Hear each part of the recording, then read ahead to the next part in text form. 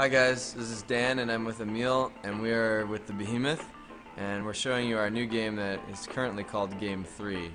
And the purpose of these videos is to kind of bring you along for the ride as we work on the game.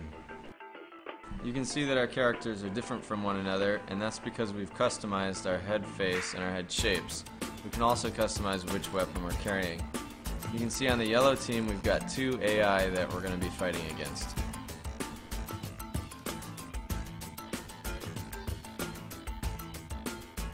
Alright, so the lobby is kind of basically where you choose which level you're going to go into. Each level is a door, and it tells you what kind of mode that door has. So we're going to go into the soul mode, the constructory, as you can see.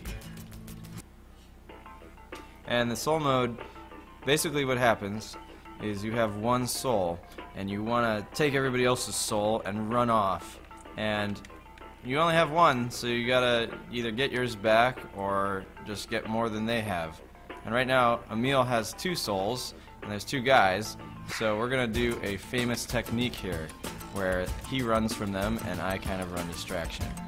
Okay, so one of the problems with this is that Emil can run full speed just like everyone else, and just basically run away the entire time, and you can't catch him. As long as he's platforming properly, you cannot catch him. So we were thinking about, maybe we should slow people down just a little bit if they have a whole bunch of souls. And that would keep it maybe a little more balanced and fair for everyone.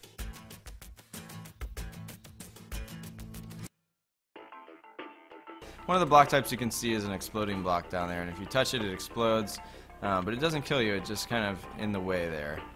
And it slows you down and gets you in trouble in this level, so you need to look out when you're down here. And you can see the arrows, so the arrows are pointing to where our soul is.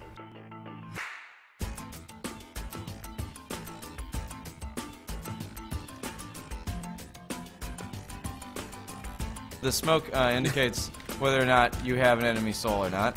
So Emil's got both of their souls again, and all the smoke's pouring out of him, and he's just running for it. And so I've got the frisbee, he's got the grenade, and the grenade will instantly destroy anything it touches. I just killed both of us. And the frisbee will knock people down, and then after it's hit, it will set a timer and explode.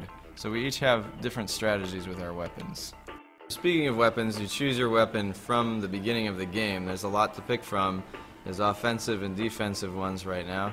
And you can also customize your head shape or your face.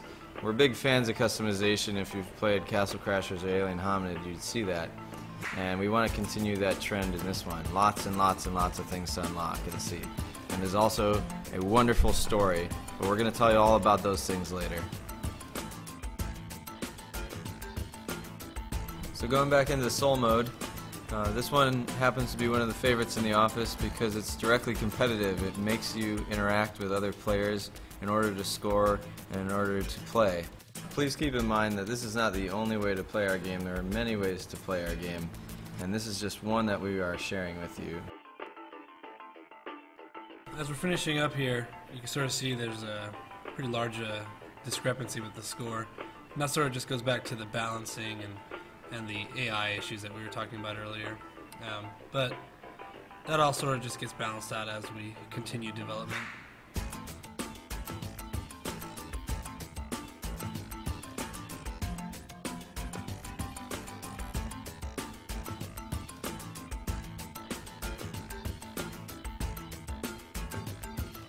And that's the end of the level. That would be the end of the level. And then so what happens here is we're going to see the score.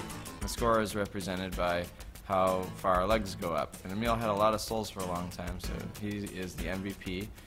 And the enemies didn't really have any, so they're just kind of down there. That's the end of our first installment. I hope you guys enjoyed it, and I hope you learned a lot. And if you want to learn more, you should go to devblog.thebehemoth.com, where we will periodically update with more videos and stuff like that. Thanks. Sniff you when I sniff you.